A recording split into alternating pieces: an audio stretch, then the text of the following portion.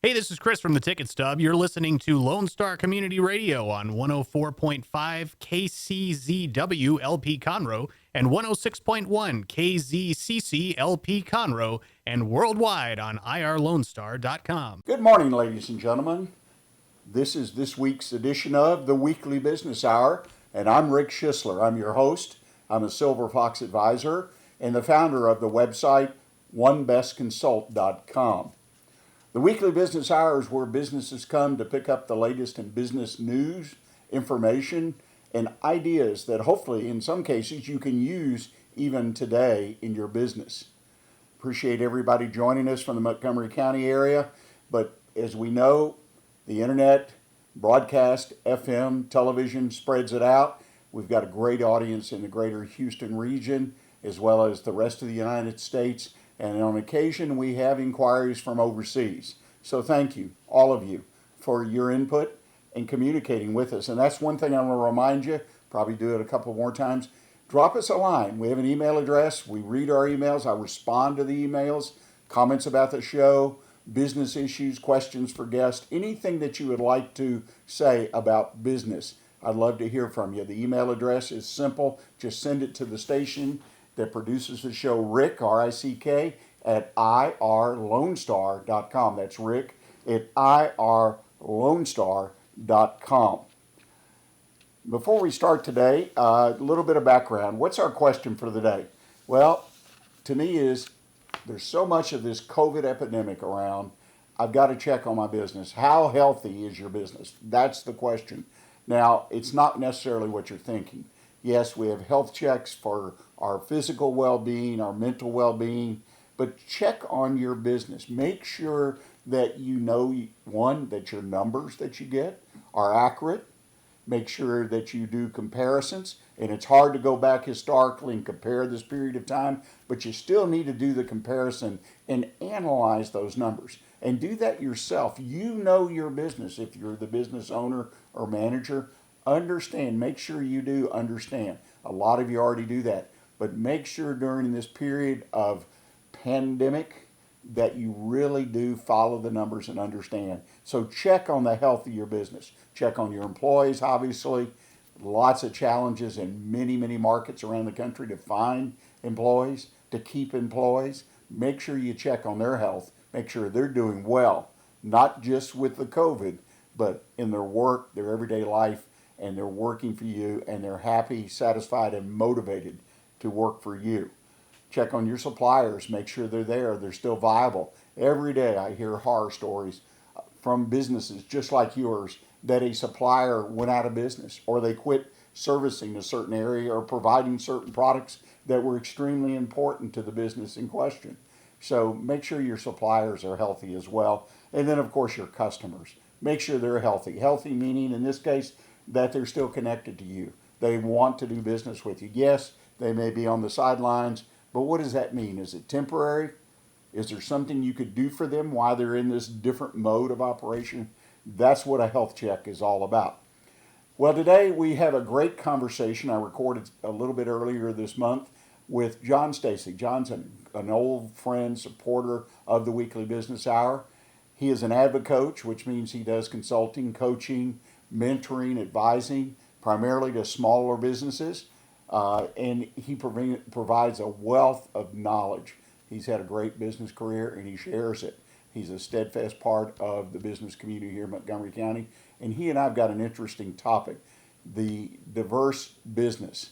Very interesting topic that would, I hope, apply to a number of you, something perhaps you've never thought about. So without further delay, let's go to that conversation and hear my conversation with Mr. John Stacy, AdviCoach. Well, John, good to see you again. I deeply appreciate you taking time to join us today and have a bit of a conversation about diverse businesses. What a wonderful topic. Well, yeah, I'm pretty excited about it because if you look really about what's happened with COVID, a lot of the larger companies in the country at this point are really not sure if there are companies that they do business with are in business, they aren't in business, are they still stable? So it really comes down to, really today, I want to talk about what the opportunities are, talk a little bit about government and how government does business with diverse business. But then I really want to focus on the private sector, because the private sector is that area that's 500% larger than the government sector, which is pretty amazing. Yeah, wow, I didn't realize that. That is unbelievable. Well, let me ask you, I mean, we're talking about diversity, meaning that we take our business and somehow fit into one of probably hundreds of categories of being diverse, and that makes us eligible or preferred to do business with. So let's talk about, I mean, what is a diverse supplier? What's that all about? Okay, so there's several different groups of diverse business owners. And so when it comes down to it, if you think about it, there's women-owned, minority-owned, veteran-owned, LGBTQ, and then disabled. So those are the primary groups that are out there that are diverse businesses, that they're set aside in the government, and then there's also spend set aside in the private sector. Now, understand though, you can't just say you're a diverse business, okay? There's a certification process. Maybe we can talk about that a little bit later, but there's a certification process, and that there's a number of different things that you need to do to get certified. But one of the key ones is you've got to be 51% owned by that particular diverse group, whether it's women-owned, minority-owned, et cetera. That's one thing to know. And just, you know, I spend most of my time talking to veterans, and there's a reason for that. One, I was in the Army National Guard, and the veterans really weren't recognized as a diverse group until 2014. If you think about women-owned business, they're recognized as a diverse group 50 years ago. Same thing with minorities and LGBTQ, I think, is in the early 2000s. So the veterans have really just, over the last 6 or 7 years, really been opened up as a diverse business. Well, you know, the veterans, obviously, with so many veterans in the country, even though I read statistics, they represent 1% of the population or less, but still, veterans are out there. There are a lot of veterans I meet in business. You just alluded to the fact that you talk to them a lot. So this is a great opportunity for those groups, particularly, again, the fact that I decide to provide or set myself up to represent and be a diverse group, get certified, whatnot, that really doesn't change my business, does it? No, it doesn't change your business at all. What this does is opens up opportunities for your business, both on the government side and then the private sector. So again, the business, it doesn't matter what business, it doesn't change your business model. There's certainly some things that people want to know and understand about your business if they want to do business with you, but it's the actual business itself, no different. It's just the ownership and understanding the opportunities that are available for diverse owned business. Yeah, and I think that's something that's very important to the listeners of the program to pick up on. Is really, it gets back to opening up new sources of revenue, of sales for your company. So we're not trying to move you out of one area where you're established into another area. This is just another opportunity to, especially with what's going on in the world with COVID and some of the challenges. Now I have another avenue to bring in revenue. That's absolutely correct. And so some of the things that we do is really help people figure out what they need to do to take advantage of the opportunities. We'll talk somewhat about the opportunities. I talked a little bit about the fact that there's 500% greater annual procurement opportunities in the private sector than the government. And interestingly enough, you see more people that are certified to do business with the government. But guess what? There's a ton more opportunity, 500% greater working with the top 5,000 companies in the US. So that to me is when you want to grow your business and there's this opportunity for revenue, the private sector really sticks out as if you can understand what you need to do, it's a great place to go. Well, now the private sector, like you mentioned, is such a powerful opportunity, really, even compared, you know, I guess the beginning of this was the government in some shape or form. And so it's a matter of, you know, I've done business with the government and some of the businesses I were in, and it can be maddening just to do business as far as paperwork and getting approvals and, you know, getting paid. So people shy away from this, but this private opportunity sounds fantastic. Well, it is. And if you think about it, on the government sector, the government sector plans to do these set asides. A set aside is saying, okay, I'm going to put these deals aside, this dollar amount, and it's 2 to 3% of their spend that they're going to spend on diverse businesses.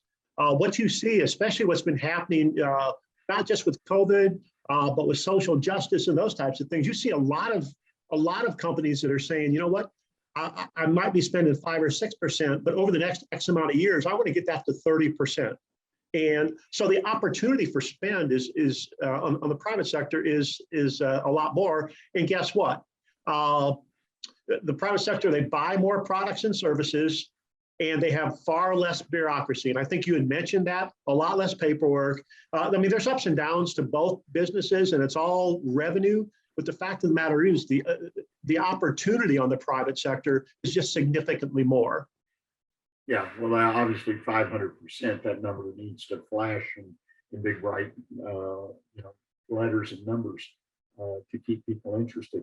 One of the things that you had mentioned off camera, so to speak, prior to the program, is that statistics show that companies that have a diverse business opportunity, part of what they do look for that, are more profitable. Talk about that for a moment, if you don't mind. Yeah, I think that's part of the understanding that when you start looking at why people have a supplier diversity program, why they do that, statistics show that companies who embrace diversity are more profitable than companies who don't. It's just, now I don't have the stats on that. I just know that that's a fact that's out there. And that's one of the reasons that large companies want to have these diverse programs. In addition to that, if you think about it, these companies, they really want to take advantage of this. It's a proactive strategy to really encourage everybody in our capitalistic society to be able to go out there and generate revenue. So if you look at it, these companies really what they want to do is they want to mirror the employees, their customers, the communities where the corporations exist. So this gives them an opportunity to mirror that, and everybody gets to play in the game and be successful with the company in that particular area. Well, let me submit one reason I think it might exist is because the people that pick up, I'm talking about the companies that Right. pick up on this idea and try to open up new sources of revenue, such as being a diverse business, are probably smarter, whatever that might mean, right? They're on top of the game, and they're pushing, and they're making a good decision, I believe, in this case, and hopefully done properly. That's going to should more likely turn into profitability because it will be reflected in how they run their business as well.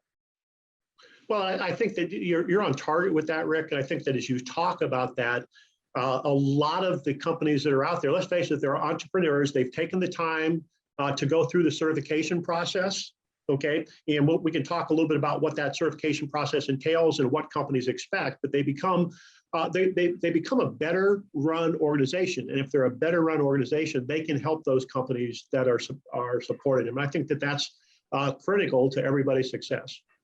Makes a lot of sense. So let's talk about the certification process. I mean, I've had several businesses that I've been affiliated with over the years Right. that went through the process, primarily women-owned businesses in those days. As you mentioned, that was one of the first areas that this type of opportunity was very available. Talk about, I mean, the certification process. Is it as daunting as we think it might be? Okay, so I can give you some horror stories of where people have taken months and months and months and months to be able to get their certification process. But guess what? They really weren't organized. They didn't have the information they needed. They didn't have their operating agreement. They didn't have their accounting in place. They didn't. So if you looked at them, they weren't particularly a well-run organization, and so therefore they probably were going to have a challenge anyway. And so I can, again, a lot of horror stories with that. But then I know some people that have been certified. They get a list of everything they need to do, send it to the certifying body, and after the certifying body, 30 days later, they're certified. So what's the difference? And to me, it's the quality of the company and the leadership of the company being prepared to do this. And by the way, these large corporations and the government, they want to do business with someone that's good. And the certification process helps make sure that that's taken care of. And I'm just thinking of another horror story. One of the reasons that we're doing these certification programs is there are people that are out there that say, look, I'm a veteran-owned business, or I'm this. They get business with the government, and then they realize that, in fact, they weren't what they said they were, and actually have kind of scanned millions of dollars from the government. Those things happen. So it becomes that important. And all these companies, again, on the private sector, that's why it's so important that they're looking at using certified companies, not someone that just says I am a, whatever diverse group I am. Right. Well, it makes a lot of sense. Well, John, we've kind of come to the end of the first part of our conversation. If you don't mind, we're going to take a short break.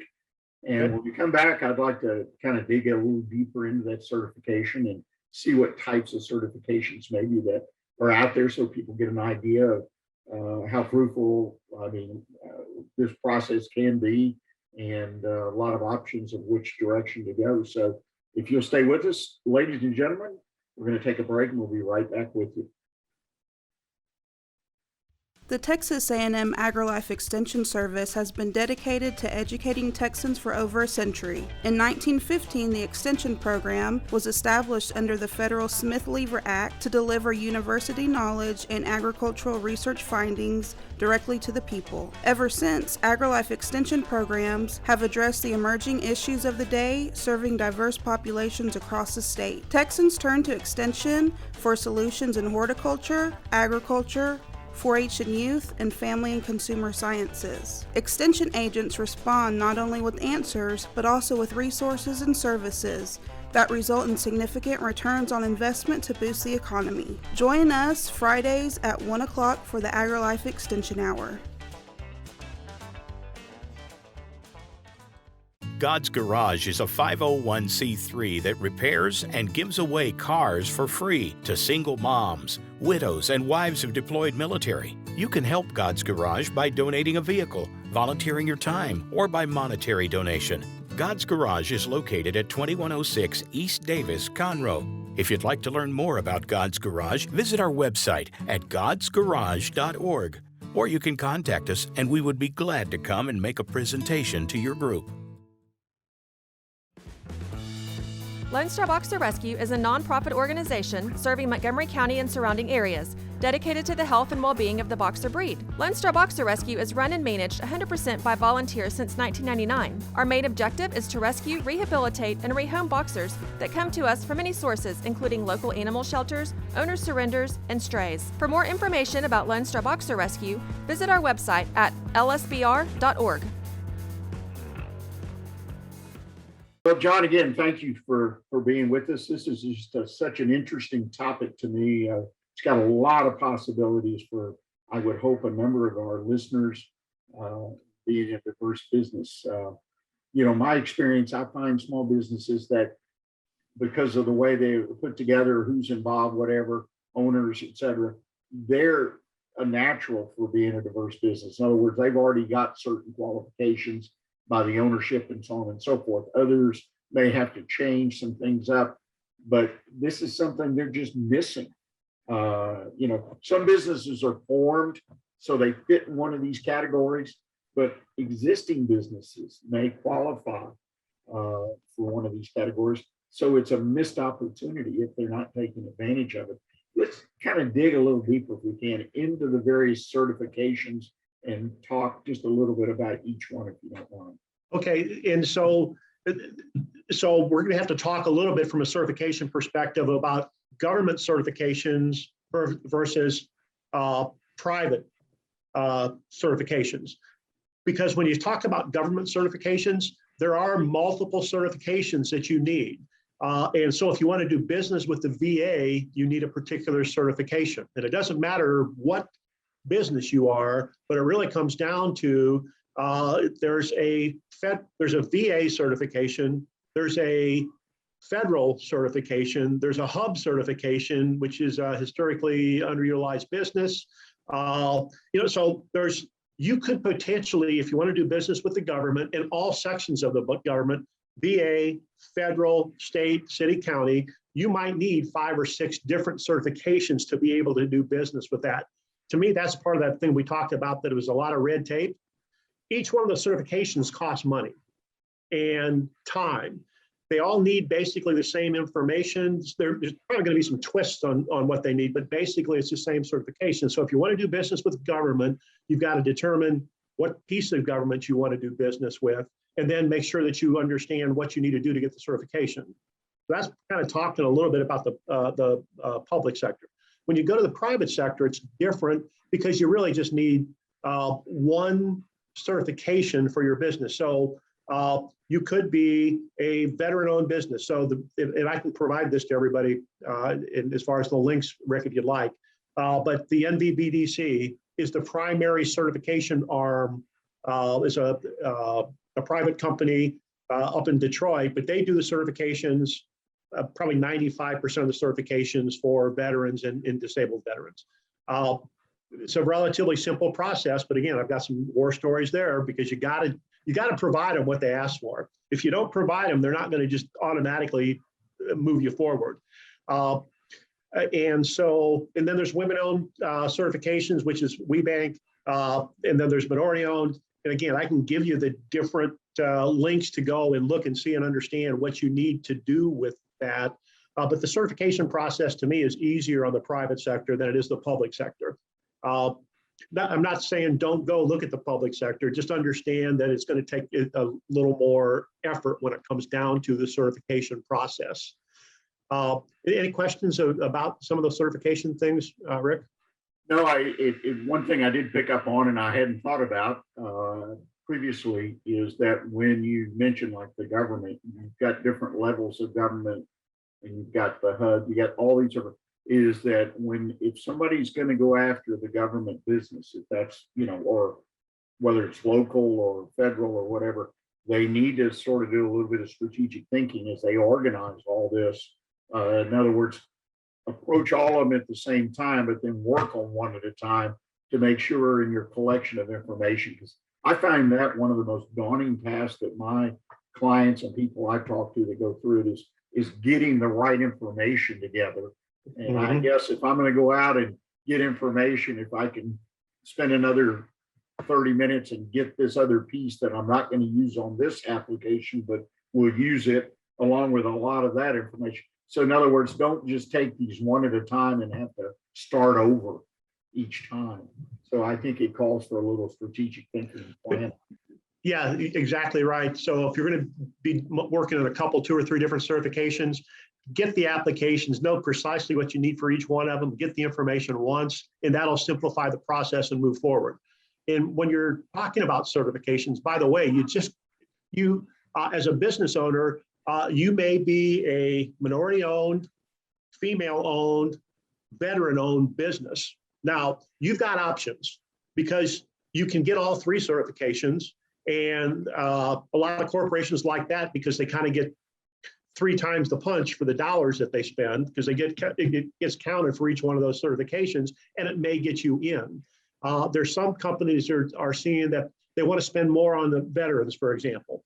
So they're looking specifically for people that are veteran-owned. So so there's a lot of different ways you can play this. And again, I've told you I work primarily with veterans, and we kind of focus more on the veteran space. There's between 500 and 600 certified veterans for the private sector at this point. That's it. There's thousands and thousands and thousands women-owned and minority-owned. So if they're looking for veterans, it's a relatively small base, which is why we're trying to help people get certified, be able to get into those base and be able to really take advantage of the opportunities that are out there. I'm not downplaying any of the other certifications. I'm just kind of pushing a little bit on the veteran because the opportunity is so great at this point. Yeah, and that brings up another thought that's kind of off the sidebar to this that I've been listening. As we go through ups and downs in business, in the business cycle, which is just part of it, as you well know, and I know because we've experienced them.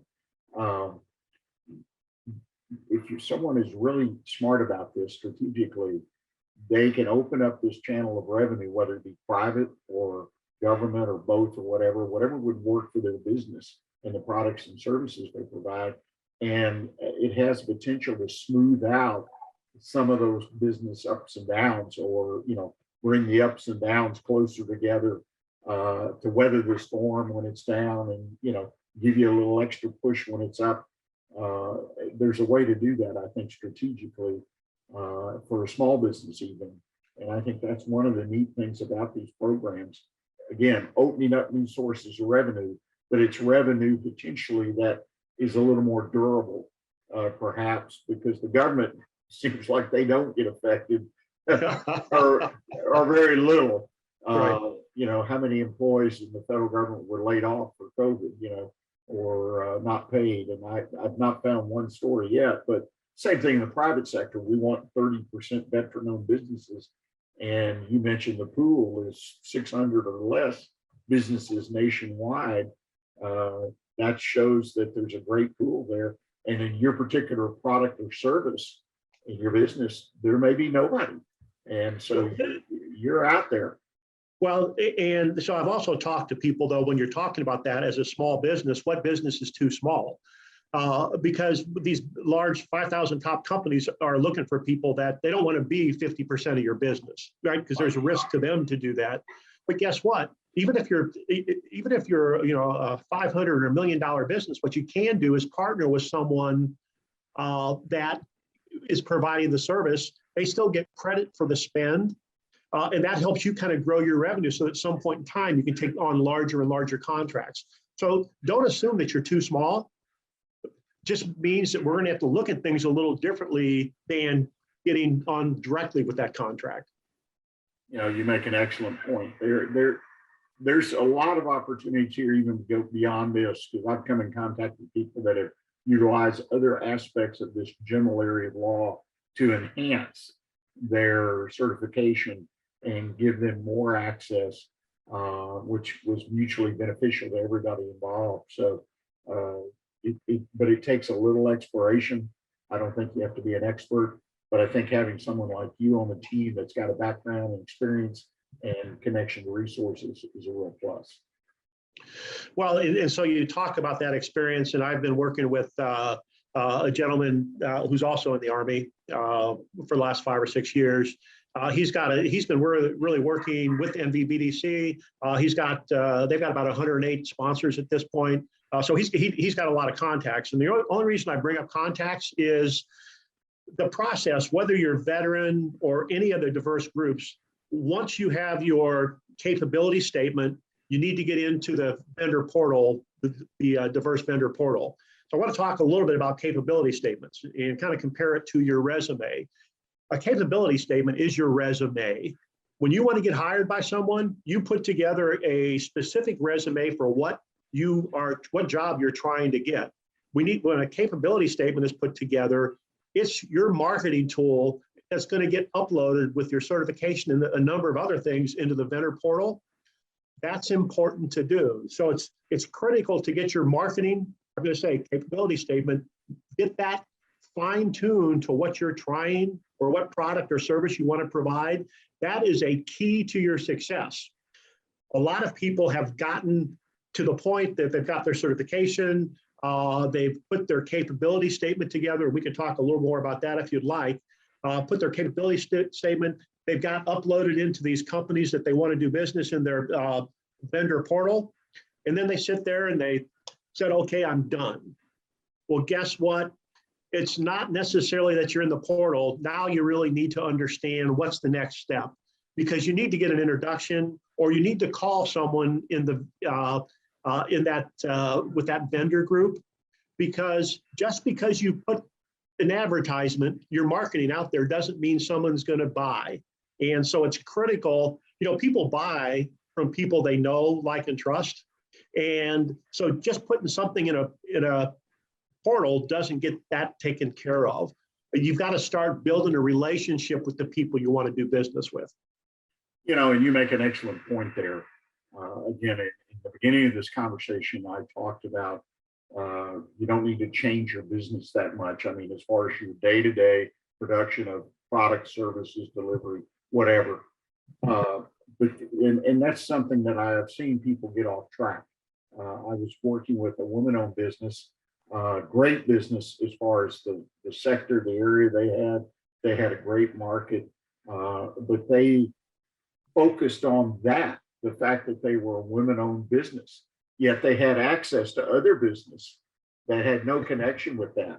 And we explored some of that.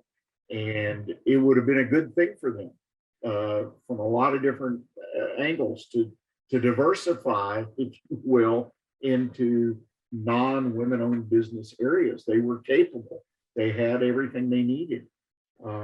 So it's folks need to remember, I think, that you're running a business. Now you've got a way to perhaps increase or kind of level out some of the ups and downs, whatever. It's another part or way of doing business, but you still need to operate your business and do it the best way possible. Yeah, and I think that and if I'm understanding you, they may have tried doing some other products or just focused on the women-owned business. The fact of the matter is, especially in the private sector, whatever anybody buys, the private sector is going to buy. When it comes down to it, it's not the military necessarily, but guess what? They buy toilet paper, they buy water, they buy supplies, so they buy office supplies. If you're selling a product, chances are someone is going to buy it. It's a matter of all the certification does and getting in the vendor portal does for you is open one of the doors. Now you've got to continue to knock on the next door, but the fact of the matter is your business can sell anything to the top 5,000 companies in the country. It's a matter of what do you need to do to take advantage of that opportunities that we started talking about earlier. Yeah. I look at diverse businesses is a way to get started, perhaps for a group, an underserved group or under participant group. But I also look at it as an add-on more than anything else. And again, not to be repetitive, but people really need to recognize this doesn't solve the issues of running the business day to day, providing quality products, great service, whatever your business does. And again, I have actually dealt with people that got so off, well, we're just worried about here and we're doing this, and they lost sight. Their profitability was off, everything. I mean, it's just amazing. But again, those were the good old days, I guess, when all this started happening and everybody ran to it, right? It was the newest little thing to do.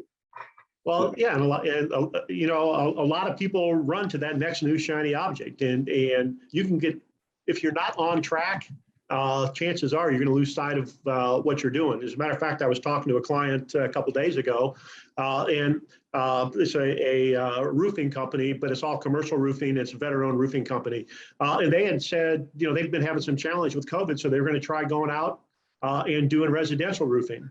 And it took them a couple months to figure out that that's not what they wanted to do. It was completely off their track. And and they lost time as a result of that because they moved their focus from what they really wanted to do to what they thought would add more revenue. And if they had used their time to focus on this, their revenue would be higher today. But the good news is they figured it out and they made changes and said, okay, we did it, we tried it, that's the good news, and we're not going to do it again. Well, let me ask you as we kind of close the conversation here today, for our listeners, what do you see for the future in this area? I mean, you've already mentioned that there's only less than 600 veterans certified businesses dealing in the private sector. What do you see as the overall future of this area in the next 5 to 10 years? Well, I mean, if you're talking specifically veterans, which is what I mentioned, we're going to have thousands of veteran companies owned, and you're going to see the growth of the veteran-owned companies certified grow up very significantly, and at some point in time, really get closer to where you see, say, the women-owned business certifications are. It's just going to take some time. We're 45 years behind them, so it is going to take some time. But I think that one of the reasons that that's going to happen is if you think about business owners, and I'm going to talk about the large companies, they love doing business with veteran-owned business, and with veteran-owned businesses are generally a little more successful than the norm. Not all successful, but generally more. And why is that?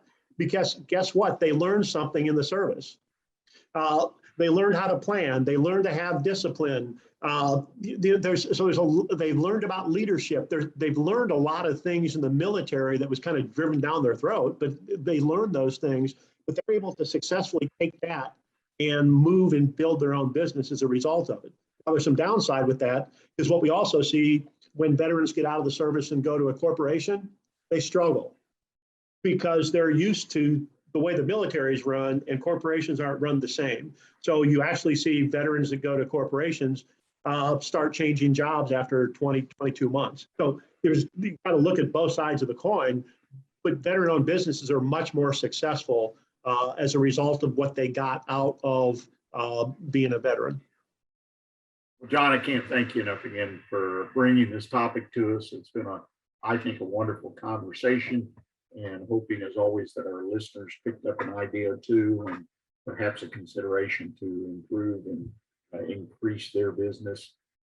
If people wanted to get some more information, you mentioned some links and whatnot, how can they best get in touch with you? The best way is my email address, Stacy at AdviCoach, AdviCoach, AdviCoach.com. Well, again, thank you. Wishing you all the well and safe travels and good business. Take care. Okay. Thank you very much, Rick. Well, I hope you enjoyed the conversation with John. Again, diverse business. It's an important topic, and I think it's an opportunity for a number of us out there in the business world. I've worked with people that have utilized it, some from the beginning, some later in their business life cycle, but it's something to take a look at and see if it could work for you. Well, in the next half hour of the show, we've got some great things coming up. We're going to start with a quick issue entitled, "What is this Delta COVID variant have to do with my business?" And our One Best Consult tip of the week, what does it cost to start a business today? So please stay with us, and we'll be right back with you. Hey there, this is Kathy Sanders reminding you about a local treasure, the new Danville store located next to the Hyatt Hotel in Market Street, The Woodlands. Shopping at the new Danville store, you will find quality, locally produced items for those hard to buy for friends, co-workers, and family members, while supporting a great cause. Shop local, shop for a cause, shop the new Danville store at Market Street or online. What is homelessness? Have you seen how parents struggle to find a job when they have neither transportation or childcare? What about the children sleeping in cars with nothing to eat? Families shouldn't have to struggle to survive, and children should not be homeless. Family Promise of Montgomery County serves the needs of homeless families and their children. Learn about partnership opportunities and how you can help at www.familypromiseofmc.org or call 936-441-8778. Listen in Mondays at noon to hear Conroe news from local nonprofits, businesses, upcoming events, Conroe Park events, news stories, and information that matters to you with your host, Margie Taylor of Taylorized PR. For more information about being a guest, visit irlonestar.com/Conroe Culture. Well, welcome back, ladies and gentlemen, and thank you for being here for the second part of our show today. We'll get to our quick issue here shortly, but I want to encourage you, if you're out there and you're a business owner, business manager here in the Montgomery County area, or even the greater Houston area, we are looking for sponsors. It's a great opportunity to put your business out there, to connect your business with the weekly business hour, which I happen to believe is a plus, and I think if you talk to any of our current or previous sponsors, you'll find that's true. If you'd like some more information about sponsorship, very simple. Just send me that email, rick@irlonestar.com. That's rick@irlonestar.com. Okay, let's get to the quick issue. The quick issue this week, something I came across, I entitled it, "What is this Delta COVID variant have to do with my business?" Okay, well, I'm sort of playing with words there if you haven't figured that out yet. But the Delta COVID variant has caused business to slow down again.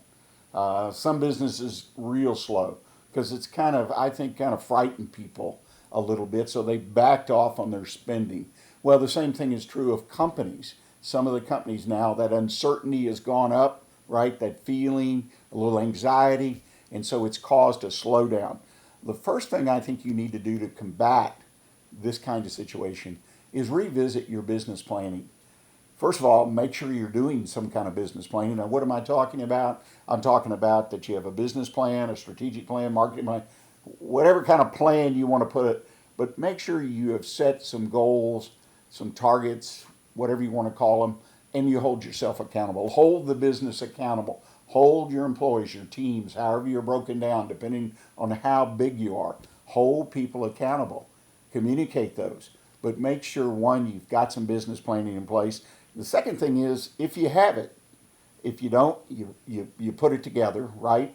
And then once you have it, then you need to recognize the fact that we are really in uncertain times. Now, that's not a surprise. That's a given, right? Because it's been around us for over a year and a half now, almost 2 years coming up on that. So you need to revisit that planning more often, in my opinion, than you currently might do. I think once a month you need to take a look at that plan at the very least. Instead of looking at it at the end of the year or quarterly, I think you need to take a look at it because it may need to be adjusted. Because none of us can look into a crystal ball as things are right now and say what's going to happen next month.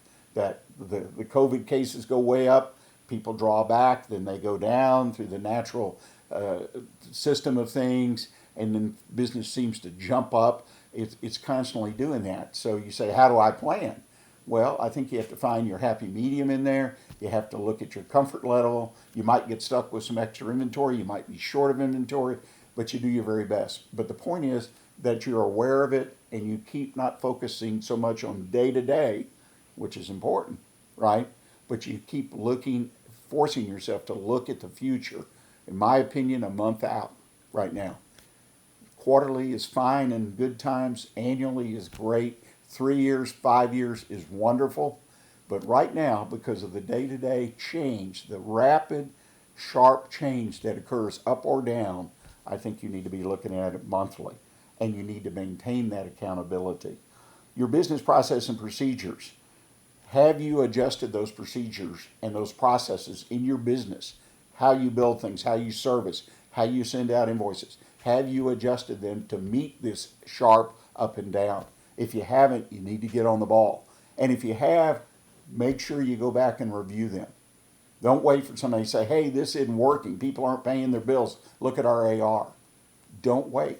Make sure. I always used to, when I did a new procedure or new process in one of my businesses, we put a time fuse on it at 30 days, maybe 3 months, 6 months, and 1 year before it really was carved in stone, at least until we found a better way to do something.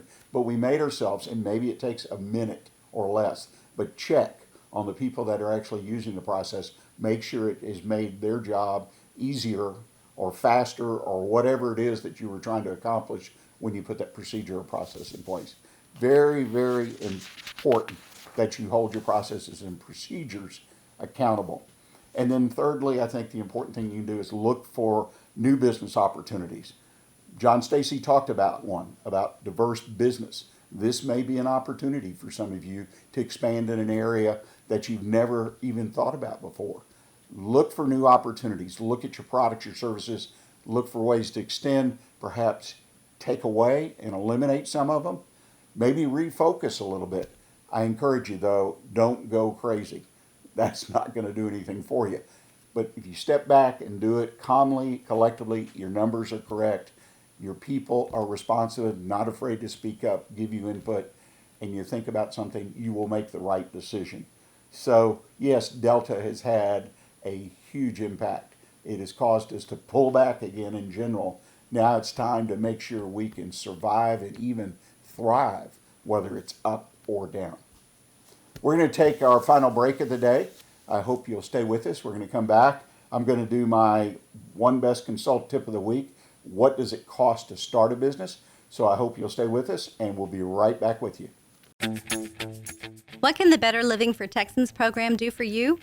You can learn how to increase your consumption of fruits and vegetables, choose foods that are relatively inexpensive and good to eat, make your food dollars last longer, prepare quick, nutritious meals, help your children learn how to eat healthier snacks, and much more. Our program is committed to helping people like you improve your health through providing research-based nutrition education in a friendly, cost-free, and relaxed environment. We are Texas A&M Agrilife Extension, helping Texans make their lives better. Hey y'all, it's DJ Mike from Dance Time in Texas. Join me Monday through Friday at 8 a.m. as I count down the top 10 Texas Red Dirt songs that are packing the dance floor. I'll be featuring local artists and the story behind the hits, shows in the area, as well as new songs that make you want to dance. It's Dance Time in Texas with DJ Mike on Lone Star Community Radio, 104.5 KCZW and 106.1 KZCC, Conroe, Texas, or online, irlonestar.com. Welcome back, ladies and gentlemen. This is our fourth and final segment of today's show. You're listening to the Weekly Business Hour. I'm Rick Schissler, your host. Hope you've enjoyed the show thus far. And if perhaps you missed part of the show or would like to re-listen, please remember that by Wednesday of the week, the Monday broadcast of this show, you will be able to find the show on social media. Go to our Facebook page. You can go go to our website at the radio station, irlonestar.com. Click on the Weekly Business Hour. The show is posted. A video podcast is posted. Encourage you, if you have a chance, to share the show. We appreciate it. That's how we pick up a lot of new listeners. When you, as a business person, share it with a fellow business person, then we pick up new listeners. And, of course, we just love our existing listeners, and we really love our new listeners as well. So please consider doing that. The Weekly Business Hour on Facebook, out there on YouTube, our YouTube page. It's out there for your watching and listening enjoyment and hopefully motivation, new ideas, new opportunities for your business. Well, the One Best Consult tip of the week. The tip of the week this week I found was interesting because I was trying to think what could we talk about that might be a little bit different. And I picked a topic that perhaps won't appeal to some of you, and I understand, is what does it cost to start a business? But if you listen to me, I think you're going to find some ideas and some tips in this that applies to even people who own businesses, who've been in business for some time. I went searching and reading, trying to find 3, 4, 5 ideas of key things that I think get missed by people when they start a business, or on the other hand, own an existing business and just don't pay attention to certain areas that they should. And first one, when you start a business, you need to remember that you're going to pay some kind of fees and for licenses and a lot of different things. I mean, there's always state, local licenses. Might be a business license. It might, be an occupancy license. You move into a space. There are all kinds of fees in licensing. The point is, if you're starting a business, be sure to budget. A lot of startups go in and they're really short on cash. That's a fact. Lots of statistics out there prove that. And one of the things you might leave out of your budget, especially if you're starting small, is $500, say, or $1,000 for the fees, for licensings, and then other things. If you have to pay for your water or electrical, you got to put up a deposit. Okay, that's a fee that you're having. You got to have that money or you can't open the door. So be sure you don't forget about the fees and license cost. Professional. Now this is one that applies to every business. And if you ever listen to me or you know me, one of the most important things I think, top 3 for me, that you can do or need to do for your business is engage professionals, primarily 2 and perhaps 3. Is an attorney, is an accountant, and in my opinion, an insurance agent. Find a professional insurance agent. Now, normally there's no upfront fees to that, but engage and connect with a business insurance agent who not only sells insurance, but understands business insurance. One of the things that I've learned over and over and over today is all kinds of businesses require all kinds of insurance, sometimes special insurance. And if you don't know that, then you end up potentially not being covered for a risk that potentially could wreck your business. The lawyer, the accountant, they're there. Lawyers with the contracts, looking over your business agreements, the accountant there to do taxes, perhaps help you with your monthly, quarterly, annual statement. But I also believe that all 3 of these people are business advisors and can be utilized that way. When you start a business, if they are truly fitted to the profession of a small business, they have experience with clients, they should be able to offer you business advice I know some professionals, particularly attorneys, shy away a little bit from that, but they've got all this experience with business and they are able to steer. Well, you don't really want, that product does have potentially, it sounds like, some legal issues or the accounting. Well, if you go this way, you'll be able to depreciate this a little differently or cost this or that. That to me is business advice, and definitely the insurance agent. Business insurance is a third thing that I picked out that I think is important, and I've already touched on that and the importance of having the right kinds of insurance. Small businesses typically can buy one policy, at least in the state of Texas, and it covers lots of basic business issues and risk. But again, there are specialized things. If you own a restaurant, liquor license, all kinds of special coverages at all kinds of prices. And please don't buy business insurance or any professional advice based solely on the cheapest price. That is a quick way to end up just hanging out to dry in a situation. You want to buy quality advice, representation in all three of these areas. No doubt about it in my mind. The fourth thing I find that people forget about, again, new or existing businesses, is the occupancy cost. If you don't have a line item on your financial statement that talks about what it costs for you to be in a space and be in business with the space itself, right? You may have utility costs, you got rent. If you work from your home, you still have some occupancy cost. Make sure that you're aware of those and that you budget those expenses. Don't just say, well, I'm losing money. What is it? Well, you may be paying too much rent. You may be renting space you don't really need. Efficiency of space use, those are important issues for businesses that require more and more square footage. But even in a home office, you're going to have certain expenses. Typically, you're going to deduct off your taxes. So it's kind of a balancing act there, but still be aware of what your occupancy costs are. One day you may want to move out of that home office into a bona fide commercial office space. Your business grows, expands. Have an idea of what those occupancy costs are. Talked about professionals. That's, again, one of the things that I think is so important. And last but not least, you in business are subject to all kinds of taxes. It's funny when we hear the current debate on income tax and rates and this and that, it draws our attention. But occasionally I see figures out there that says, well, to do business in this state, your total taxes are 59%.